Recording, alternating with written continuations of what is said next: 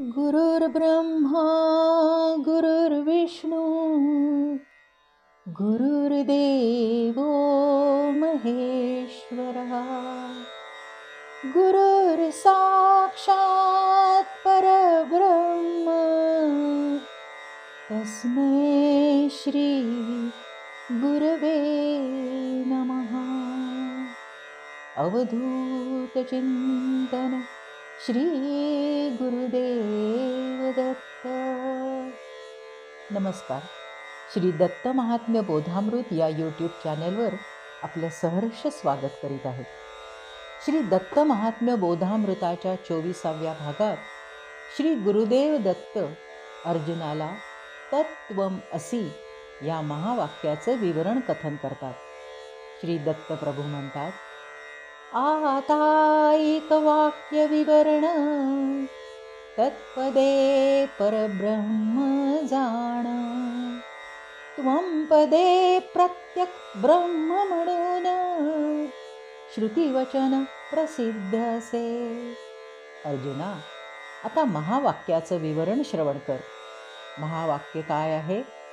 तत्त्वम असि. यातलं तत् म्हणजे परब्रह्म आणि त्वम म्हणजे प्रत्यक ब्रह्म, अर्थात देहातलं आत्मस्वरूप, तोच जीवात्मा. जीवात्म्याला त्याच्या ब्रह्मस्वरूपाचं स्मरण करून देण्याचा अभ्यास करायचा आहे. हे जीवात्म्या, तू ते परब्रह्म आहेस. सामवेदाचा तत्त्वम असि हे महावाक्य पाया आहे. आता आधी हा त्वम म्हणजे जीवात्मा कसा आहे हे सांगताना प्रभू म्हणतात, अंतःकरणाने त्याच्या वृत्ती साक्षीपणे ज्याला कळती, ज्याची चैतन्य मूर्ती त्वं पदार्थ तो जाण. अंतःकरण मन, बुद्धी, अहम, चित्त या 4 भागांचं मिळून तयार होतं अंतःकरण चतुष्टय. त्याच्यात सातत्याने अखंड वृत्ती, खरं तर वृत्तींचा प्रवाह आणि अनेक वेळा वृत्तींची खळबळ माजलेली असते. हा सगळा भाग साधकांच्या दृष्टीने अत्यंत महत्त्वाचा असल्यानं थोडं अधिक स्पष्ट करीत आहे. या वृत्ती कशा निर्माण होतात हे आधी पाहू. इंद्रिय बाह्य जगतातील विषय ग्रहण करतात. त्यानुसार चित्तात वृत्ती तरंग निर्माण होतात. चित्त त्रिगुणी असल्याने चित्तात वृत्तीही त्रिगुणी सुटतात. आता चित्तात अनेक जन्मांचे पूर्वसंस्कारही दडलेले असतात. या संस्कारानुसार चित्ताचा स्वभाव बनलेला असतो. त्यानुसारही वृत्ती निर्माण होतात. आणखी पहा, समजा डोळ्यांनी एखादी व्यक्ती पाहिली. ही व्यक्ती आपल्याला आवडत असेल तर तिला पाहताच मनात सुखद आनंद लहरी निर्माण होतील. पण आवडत नसेल तर तिला पाहताच नाराजी, दुःखद लहरी उठतील. ती व्यक्ती अपरिचित असेल तर कदाचित कोणतेही तरंग उठणार नाहीत. म्हणजे चित्तातले तरंग पूर्वानुभवावर, पूर्व स्मृतींवर, पूर्व संस्कारांवर सुद्धा अवलंबून असतात. आता याला जोडून नवीन भावतरंगही उठतात. त्या व्यक्तीबरोबर बोलायला मिळावं, तिचा सहवास मिळावा हे राग लोभाचे तरंग, किंवा तिला बघितलं तरी मनात चीड निर्माण होणं, तिला टाळण्याचा प्रयत्न करणं, असे क्रोध द्वेषाचे तरंग निर्माण होतात. हे तरंग किंवा लहरी म्हणजेच वृत्ती. त्यावेळी चित्त सत्व, रज, तम यापैकी कोणत्या गुणाच्या प्रभावाखाली आहे यावरही तरंग अवलंबून असतात. अशा प्रकारे कुठल्याही विषयाच्या ग्रहणानंतर मनात सुख-दुःख, राग-द्वेष, क्रोध-लोभ अशा असंख्य चित्तवृत्ती उठत असतात. आता दुसरं चरण काय आहे? साक्षीपणे ज्याला कळती, म्हणजे चित्तवृत्ती ज्या उठतात त्यांचं ज्ञान चित्ताला होतच नाही, कारण ते जड प्रकृतीचा भाग असतं. मग त्या कुणाला कळतात? तर चैतन्य स्वरूप, ज्ञान स्वरूप आत्म्याला. चित्ताला प्रत्येक क्षणी साक्षी भावात पाहणारा आत्मा आहे. तो द्रष्टा आहे आणि चित्तवृत्ती हे त्याचं दृश्य आहे. हे दृश्य अलिप्तपणे तो पाहत असतो. त्याचा एकच भाव, द्रष्टाभाव, साक्षीभाव. त्या दृश्याचा त्याच्यावर कोणताही परिणाम होत नाही. पण त्याच्या ज्ञानस्वरूपाच्या सान्निध्यात चित्तवृत्ती येताच त्या वृत्तीचं ज्ञान चित्ताला होतं. कसं ते पुढे पाहू. अंतःकरणातील सूक्ष्मातिसूक्ष्म विचार तरंग आत्मा द्रष्टाभावात जाणत असतो. त्याच्यापासून काहीही लपून राहत नाही. इथं महत्त्वाचा एक भाग लक्षात घ्यायला हवा की आत्मा नसेल तर प्रकृतीला स्वतःचं ज्ञानच होणार नाही. आणखी बघा, बाह्य जगताशी इंद्रिय आणि अंतःकरण जोडलेलं आहे, आत्मा नाही. तो केवळ चित्ताशी जोडलेला आहे आणि तेही द्रष्टारूपात चित्तवृत्तींना जाणून त्यांचं ज्ञान प्रकृतीला करून देण्यासाठी. म्हणजे त्वम हा आत्मा साक्षीभाव असलेला निर्विकार चैतन्य स्वरूप आणि ज्ञानस्वरूप असा आहे. अनेक ठिकाणी स्वामी त्याला उद्देशूनच चिद्घन साक्षी म्हणतात. हे त्वमचं पहिलं लक्षण. आता पुढे प्रभू म्हणतात, घटद्रष्टा घटाहून वेगळा जसा तसा जाण, देहद्रष्टा देहाहून असे भिन्न तो त्वम पदार्थ. अर्जुना, घटाला पाहणारा घटच कसा असेल? तो घटापासून वेगळाच असतो ना.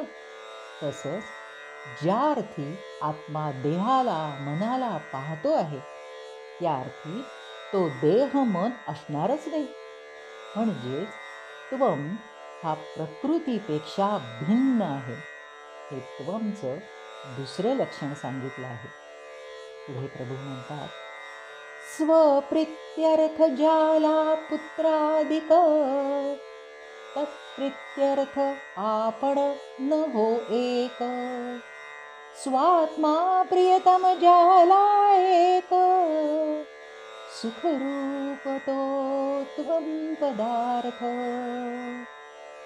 मी असावे हे वाटे ज्याचे स्वप्रेम न तुटे, जरी देह ही सुटे तरी न तुटे स्वप्रेम बंध. या ओव्यांमध्ये स्वप्रित्यर्थ, स्वात्मा, स्वप्रेम, स्वप्रेमबंध असे शब्द आले आहेत. यातील स्व म्हणजे काय हे समजून घ्यावं लागेल. आत्ताच आपण पाहिलं, आत्मा हा द्रष्टा आहे, चित्तवृत्ती त्याचं दृश्य आहे. देह इंद्रियांशी निगडीत सर्व गोष्टींशी, बाह्य जगाशी या दृश्यामुळे आत्मा जोडला जातो. त्या दृश्याचा तो भोग घेतो. या दृष्टीने पाहता आत्मा हा भोगता आहे आणि चित्तवृत्तीचं दृश्य ही भोग्य वस्तू आहे. म्हणून आत्मा हा स्वामी आहे आणि दृश्य हे स्व आहे. दृश्य बाह्य जगताचं, म्हणून बाह्य जगत अर्थात प्रकृती ही स्व भोग्य वस्तू आहे. आता द्रष्टा दृश्य भोगतो तेव्हा काय होतं ते पाहू. आत्मा ज्या चित्तवृत्तीला पाहतो तिचं रूप धारण करतो. म्हणजे आत्मा चित्तवृत्ती रूप होतो, द्रष्टा दृश्य रूप होतो.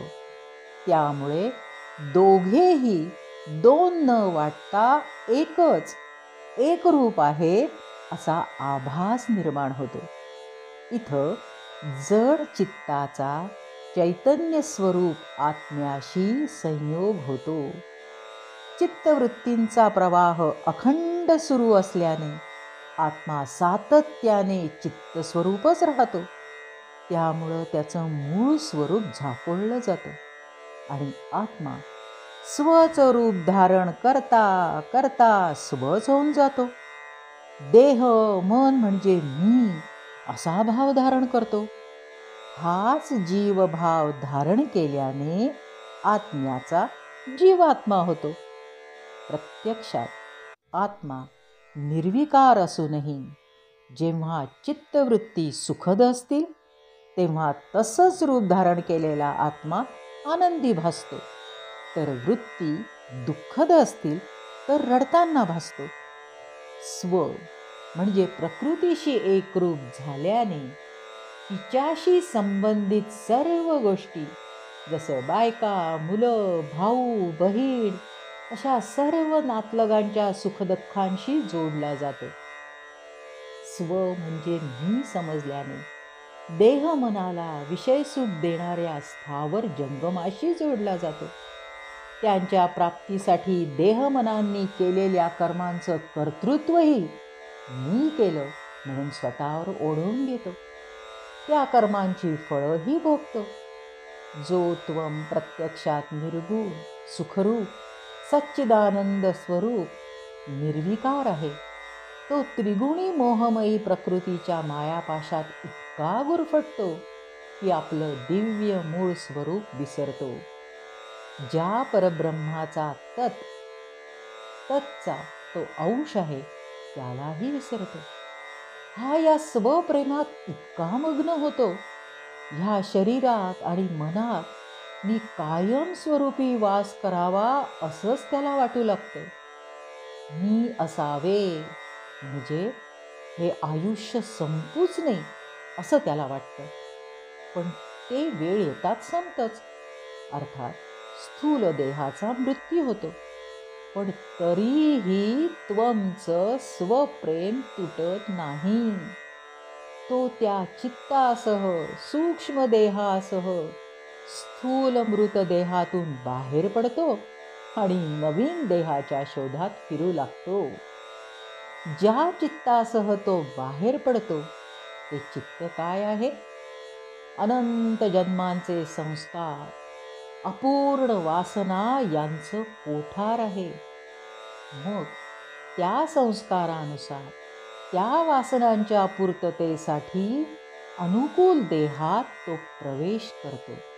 हा त्याचा नवीन जन्म. पुन्हा त्या देहाच्या त्या जीवनाच्या प्रेमात पडतो. त्या स्वप्रेमापोटी हा जीवात्मा लक्षावधी योन्यांमधून जन्ममृत्यूच्या फेऱ्यात भ्रमण करीत राहतो. आणि मुळात मुक्त असलेला आत्मा जीवभाव धारण केल्याने स्वप्रेम बंधनात बद्ध होतो.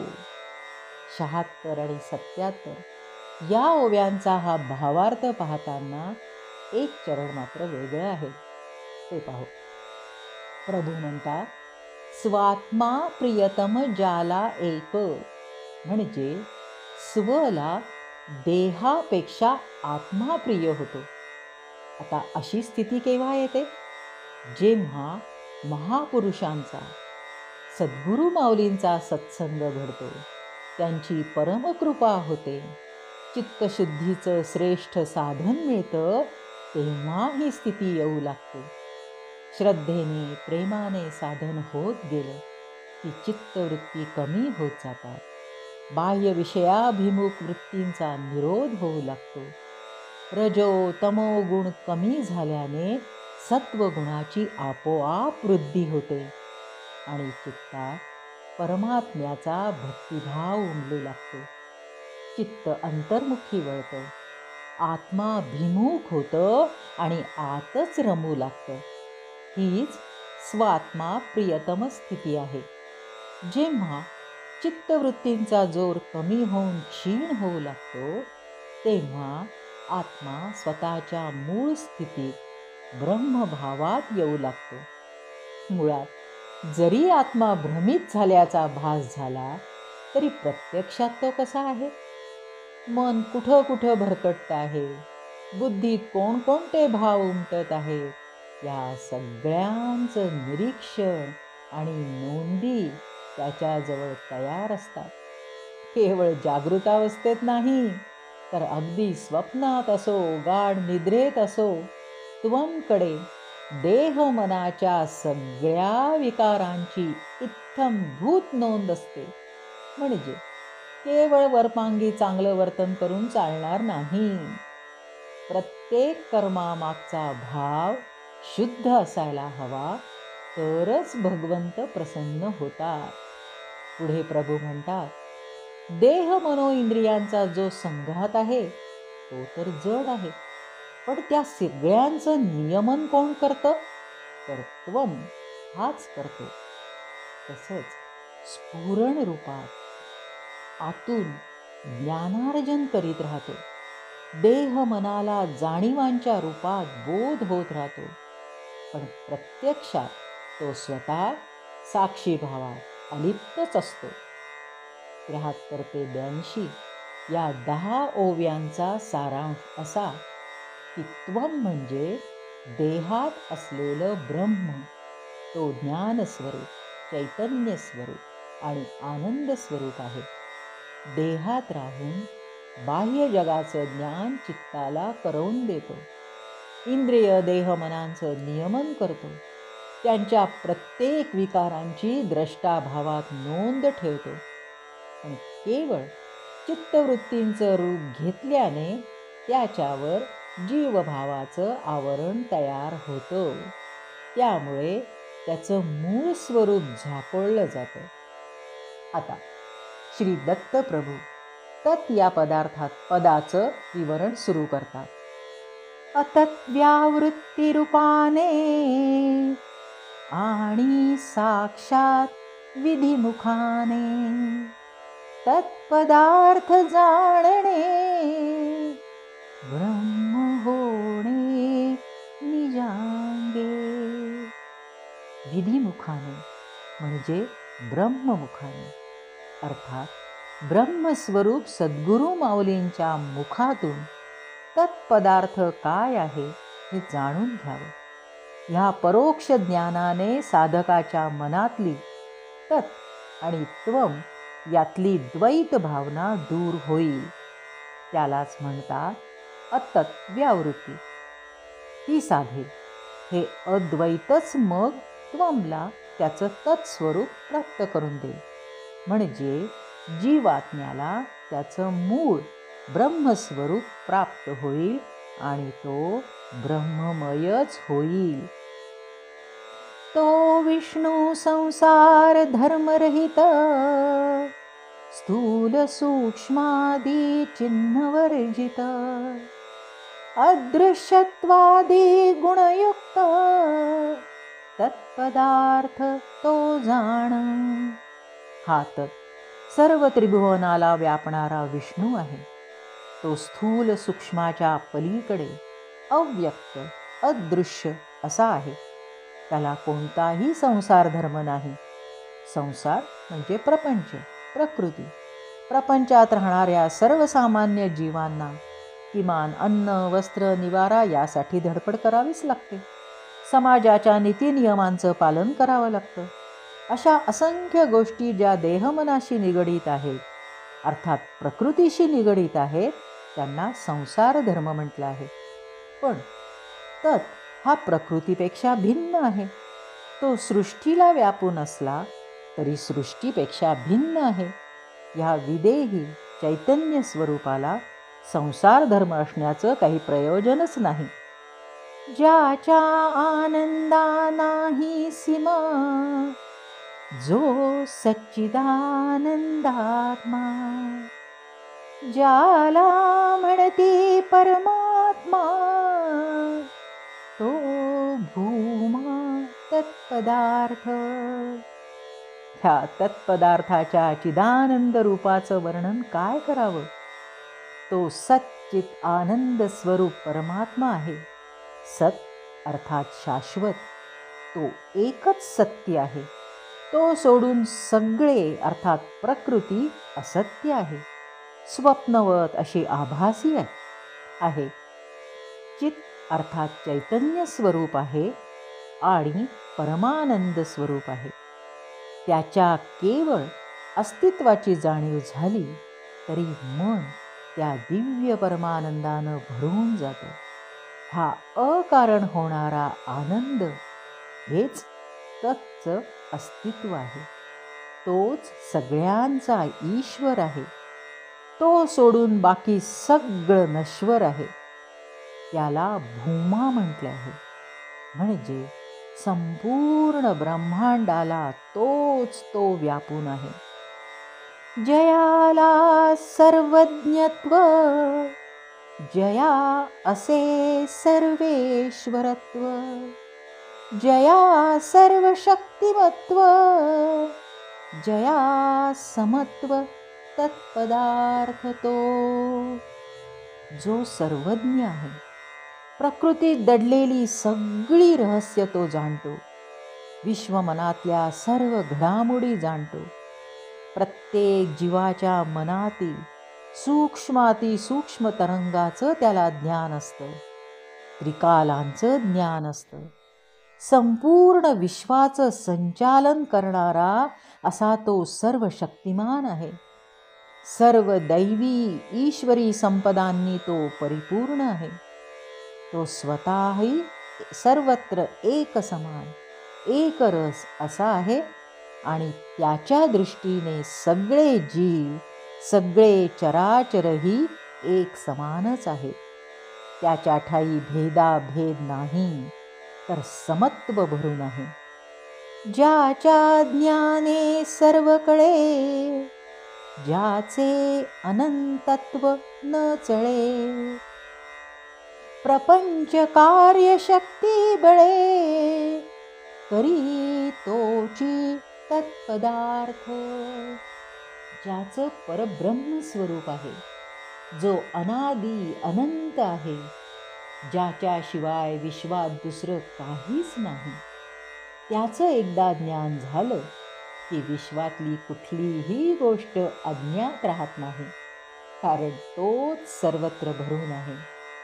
तो आहे म्हणून विश्व सचेतन आहे, क्रियाशील आहे. काळरूपाने तोच प्रकृतीला परिवर्तनशील गतिमान करतो. आपल्या आत्मशक्तीच्या बळाने तो संपूर्ण विश्वाचा कारभार पाहतो आणि त्याचं नियमनही करतो. इतका तो सर्वशक्तिमान आहे. त्याच्या सामर्थ्याची कल्पनाही करणं कठीण आहे. जीवरूपी सर्व शरीरी, अविकारी जो प्रवेश करी, सर्वांचे नियमन करी, तो अवधारी तत्पदार्थ. हा ततच जीवात्मा रूपाने सगळ्या शरीरात वास करतो. प्रत्येक जीवात प्रवेश करून सर्व मनोदेहांच्या व्यापारांचं अलिप्त राहून निरीक्षण करतो. त्यांच्या नोंदी ठेवतो. त्यांच्या कर्मांची फळंही देतो, पण स्वतः अविकारी आणि अकर्ता राहतो. जसं सूर्य उगवला की त्याच्या केवळ असण्यानं अंधार नाहीसा होतो. त्याला त्यासाठी काहीच करावं लागत नाही. तसंच आहे हे. या सर्वव्यापी ईश्वराच्या केवळ असण्यानं संपूर्ण विश्वाचं कार्य सुरळीत सुरू आहे. म्हणूनच प्रभू म्हणतात, जीवा कर्मफळे देई, स्वये अलिप्त आपण होई, जो परोक्ष अमृताची पोई, तो होई तत्पदार्थ. अशा या साक्षीभावात असणाऱ्या, कर्मांची फळं देऊन सृष्टीचं नियमन करणाऱ्या, प्रत्यक्ष देहात वास करणाऱ्या तत्पदार्थाचा आम्हाला पत्ताही नसतो. कारण स्थूल इंद्रियांनी त्याला जाणताच येत नाही. असा तो इंद्रियातीत अगोचर आहे. त्याला केवळ ज्ञानचक्षूंनी अनुभवता येतं, अतींद्रिय शक्तीने जाणता येतं. ज्या योग्याच्या निस्सीम भक्तिपूर्वक साधनेनं त्याच्या ज्ञानचक्षूंचं उन्मिलन होतं, त्याला मात्र तो दयाघन भरभरून अमृत प्राशन करवतो, परमानंदाचा वर्षाव करतो. म्हणूनच प्रभूंनी इथे तत्ला अमृताची पोळी असं म्हटलं आहे. तत्पदार्थ असा दिव्य आहे. तोच आमचा विठ्ठल, रामकृष्ण आणि तेच श्री दत्तात्रेयांचंही चित स्वरूप आहे. 83 ते 92 या ओव्यांमध्ये तत्स्वरूपाचं वर्णन प्रभूंनी केलं आहे. पुढं ते म्हणतात, सर्वोक्ष परोक्ष तत्पदे किंचिज्ञ अपरोक्षत्वं पदे वर्णिले असे वेदे या भेदे ऐक्य कसे. वेद म्हणतात तत्त्वम असी, म्हणजेच हे तत् आणि त्वम एकच आहे. पण पुन्हा प्रश्न असा उद्भवतोच की जो अनुभवास येत नाही पण सर्वज्ञ सर्वशक्तिमान असा हा तत् आणि अनुभवास येणारा मायेच्या आवरणाखाली झाकलेला अल्पज्ञ अज्ञानी असा जीवात्मा एकच कसे काय असू शकतील. त्यासाठी प्रभूंनी एक उदाहरण दिलं आहे. प्रभू म्हणतात, काशी नगरामध्ये देवदत्त नावाचा तरुण राजा राज्य करीत होता. नंतर तो वृद्ध झाला. राज्य त्याग करून तो आता या देशात आला आहे. भूतकाळ आणि वर्तमान काळ असे 2 भिन्न काळ आहेत आणि त्या काळात तरुण वृद्ध, राजा राजभ्रष्ट अशा शरीराच्या आणि सांपत्तिक स्थितीच्या 2 भिन्न भिन्न अवस्था आहेत. काशी देश आणि हा देश अशी 2 भिन्न स्थानही आहेत. अर्जुना, देश, काल, अवस्था या सर्व भौतिक गोष्टी परस्पर विरुद्ध असल्या तरी देवदत्त मात्र तोच आहे. विरोधी अर्थात वाच्यार्थ गोष्टी सोडून दिल्या आणि एकरूपत्वाने अर्थात लक्षार्थ विचारात घेतला तर देवदत्त तर तोच आहे, कुणी वेगळा नाही. तसंच तेवी किंचिज्ञत्व सर्वज्ञत्व अपरोक्षत्व आणि परोक्षत्व जीवेश्वराचे टाकुनी एकतत्व लक्षार्थ रूप ते घ्यावे. देवदत्तासारखंच तत्पदाचं आहे. तत्स्वरूपात असताना तो सर्वेश्वर सर्वज्ञ असा ब्रह्मभावात आणि अव्यक्त असतो. तोच त्वंपदी असताना जीवभावात अल्पज्ञ असा अनुभवास येतो. जीव आणि ईश्वर यांच्यातले विरोधी गुण टाकून दिले आणि एकरूप भावानं पाहिलं तर तत् तसाच आहे, तोच आहे. त्यांचं एकरूपत्व लक्षात घे. सुखी दुःखी करता भोगता अल्पज्ञ जीवभावात असलेला हे तत्च्या विरोधी गुण आहेत. पण असज्जड दुःखरूप देहादिक तत्प्रतिकूल सच्चिदानंद रूपक प्रत्यगात्मा स्वयं प्रकाशक लक्षार्थ तो एक त्वं पदाचा. असज्जड दुःखरूप म्हणजे असत, जड, दुःखरूपी अशी देह मन इंद्रिये जी आहेत त्यांच्याशी बद्ध झाल्याने त्वमला ते गुण उपाधिरूप लागलेले आहेत, चिकटले आहेत, जे तत्च्या विरोधी आहेत, प्रतिकूल आहेत. प्रत्यक्षात तत् आणि त्वम एकच असून ते ज्ञानस्वरूप, सत्य, चैतन्य स्वरूप, आनंदरूप, असे स्वयंप्रकाशी ईश्वरच आहेत. हा लक्षार्थ घेतला तर विरोध उरत नाही. जेव्हा गंगेवर गोठा आहे असं आपण म्हणतो, तेव्हा गंगेच्या तीरावर गोठा आहे असाच अर्थ आपण घेतो. म्हणजे गंगेवर याचा अर्थ गंगेच्या पाण्यावर असा शब्दशः न अर्थ घेता लक्षार्थच घेतला जातो. जेव्हा शब्दशः अर्थ जसाच्या तसा घेतला जातो तेव्हा त्याला म्हणतात जहलक्षणा. पण शब्दशः अर्थ न घेता लक्षार्थ विचारात घेतात तेव्हा त्याला म्हणतात अजहलक्षणा. आणखीनही बघा, उघड्यावर दही ठेवलं आहे आणि ते कावळा खाईल, जरा लक्ष दे असं सांगितलं, तर त्यात कुत्र्यापासून दही राख हा अर्थ गृहीतच असतो. म्हणजे मूळ अर्थाला बाधा न येता दुसराही अर्थ आपोआपच गृहीत धरला जातो. आता आणखी पहा, जे लक्षार्थाच्या विरोधी गुण आहेत ते सोडले नाहीत तर अनर्थ होतो. म्हणून मूळ अर्थ स्पष्ट करणारी जहद जह लक्षणा विचारात घ्यावी. याचा अर्थ समजून घ्यावा लागेल. तत् आणि त्वम यांच्यात जे विरोधी गुण आहेत ना ते सोडून द्यावे आणि समान गुण एकरूपत्व सिद्ध करणारे गुणच ध्यानात घ्यावे.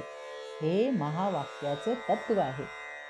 जे तत्त्वंसाठी तेच प्रत्येक जीवात भिन्न भिन्न भासणाऱ्या त्वमच्या बाबतीतही लक्षात घ्यावं. त्यांचं मूळ स्वरूप लक्षात घ्यावं. भिन्न देह, भिन्न चित्तवृत्तींची आवरणं, भिन्न स्वभाव यामुळे प्रत्येक देहातला त्वम भिन्न भासतो. पण भिन्नतेचा, भेदांचा त्याग केल्यास मायावरणाच्या आत सगळे त्वम हे तत्शी एकरूपच आहेत नव्हे, ते सगळे एकच आहे. महावाक्याचं हे तत्व जे जाणतात तेच तरुण जातात. ते ब्रह्म मी आहे यासाठी म्हणतात, ते ब्रह्म मी असे, मी ते ब्रह्म असे, शिष्ये जाणावे असे, सांगत असे हे महावाक्य. मी ते ब्रह्म आहे, त्वम हाच तत् आहे असं शिष्यानं गुरुमुखातून श्रवण करावं. मनन चिंतन करून चित्तावर ठसवावं असं हे महावाक्य सांगतं. अर्जुना, योगाभ्यासानं मन स्थिर करून तत्वमसीचं ध्यान केल्याने योगी तात्काळ बंधमुक्त होतो आणि अढळ स्थान प्राप्त करतो. या पुढचा भाग अत्यंत महत्त्वाचा असा अष्टांग योग सुरू होत आहे. अवधूत चिंतन श्री गुरुदेव दत्त. दिगंबरा दिगंबरा श्रीपाद वंदना.